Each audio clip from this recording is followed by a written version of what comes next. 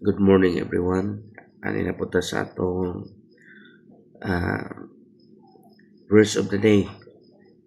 Nasa yung mabasa sa Psalms chapter 34 gihapon, verse 14.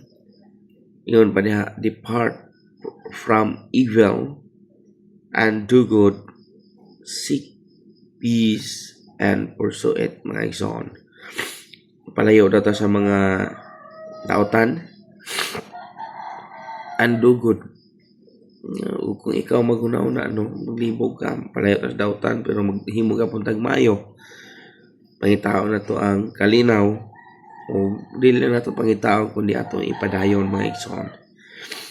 Kaya makuha na to nga inspiration da karon sa kanang nga verse, mga igsoon. Yung padire, it is considered a blessing when we do not have close companionship with those who oppose God.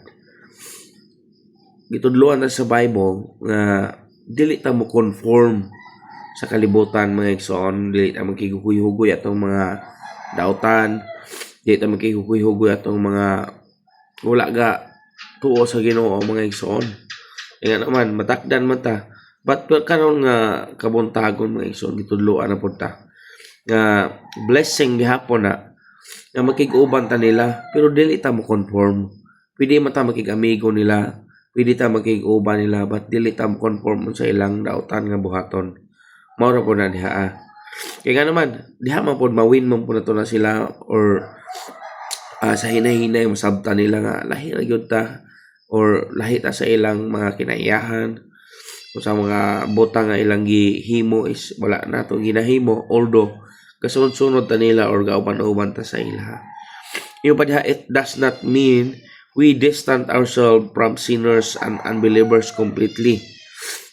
Yung ang Bible, dili pud kinahanglan nga mo palayo ta nila, kay nga usahaw pa nato pag-win sa ila, nga dapat ma-win nato sila diha kang Kristo, mga igsoon. Mo na nga di gyud ingon nga mo palayo ta nila, kun dili atong ipakita ang atong testimonyo nga lahi gyud ta sa ila, mga igsoon. Yung pa diha, we still have to pray for them and preach to them. Mawagay na nga dili gyud ta kinahanglan mong palayo ko nila, kundi ato silang i-pray, ato silang iampo, ug ato silang sangyawan sa pulong sa Ginoo, mga igsoon. As a Christian, you have been called to live a higher life. Kita nga mga Kristohanon, gitawag ta nga magpuyo sa higher nga pagkinabuhi. O kanang mawin na gingon nga natay high standard, mga igsoon.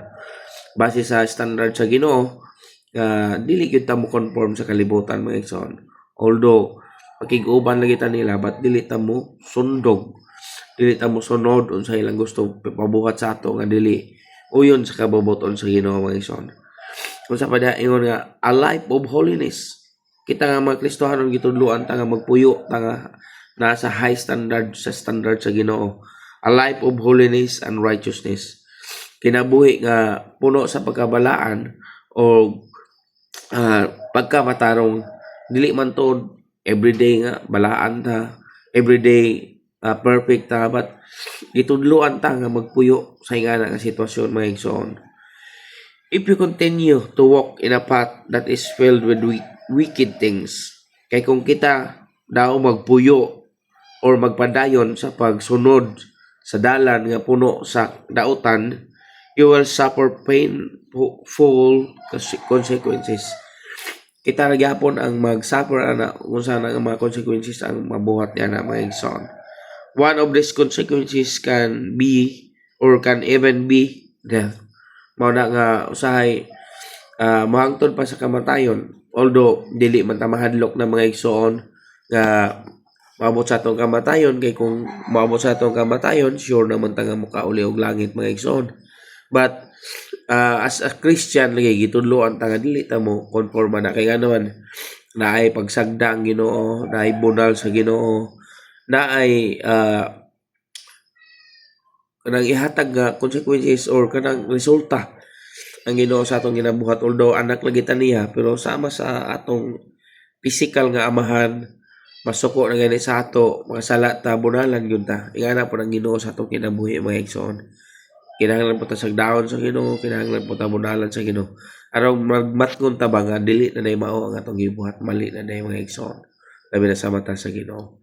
God bless everyone. Keep safe everyone. Kay daghan na may mga sige pang disgrasya o Happy Lord's Day. Simba ta mga igsoon, mag-prepare ta. Simba ta sa atong buhi o tinuod nga Dios mga igsoon. Amen and amen.